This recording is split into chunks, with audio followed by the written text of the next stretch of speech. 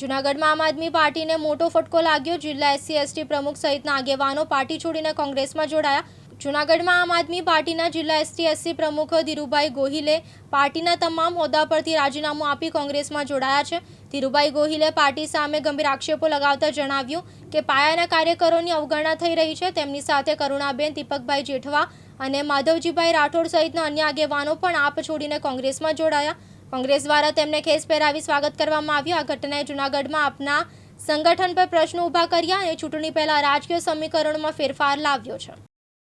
ખૂબ મહત્વના આગેવાન આમ આદમી પાર્ટીમાં જેમનો સિંહ ફાળો હતો એવા SC/ST સેલના પ્રમુખ સન્માનીય ધીરુભાઈ ગોહિલ, એવા જ બેન શ્રી કરુણાબેન, એવા જ ભાઈ શ્રી દીપકભાઈ જેઠવા અને માધવભાઈ રાઠોડ, આ તમામ લોકોને કોંગ્રેસ પાર્ટીમાં પ્રમુખ તરીકે આવકારું છું। એ લોકો વહેલી તકે ખબર પડી ગઈ કે ભારતીય જનતા પાર્ટીની બી ટીમમાં કામ કરવા કરતાં કોંગ્રેસમાં જોડાય અને કોંગ્રેસને મજબૂત બનાવી લોકોનો અવાજ બનીએ અને વિપક્ષ તરીકે મહત્વની ભૂમિકા એ કોંગ્રેસ પાર્ટી નિભાવે છે ત્યારે સત્તા સુધી પહોંચાડીએ એ માટેનો એને નિર્ધાર કર્યો છે। આવનારા દિવસોમાં યોગ્ય એમને સ્થાન આપી અને કોંગ્રેસમાં એ કાયમિક માટે જોડાના છે ત્યારે એમને આવકારું છું। જી નમસ્કાર, મારું નામ ધીરુભાઈ ગોહિલ।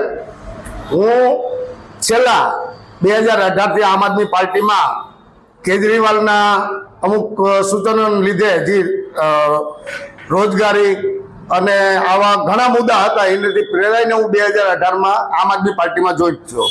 છેલ્લા 4 વર્ષથી હું જુનાગઢ જિલ્લાના SC સેલનો પ્રમુખ તરીકે મેં મારી ફરજ બજાવી, પણ ઘણો સમયથી મેં આનું આખું પહેલેથી હું એક સંગઠનનો માણસ હતો એટલે નજીકથી આ લોકોને મેં ઓળખ્યા ત્યારે મને ખબર પડી કે આ તો ભાજપની બી ટીમ છે।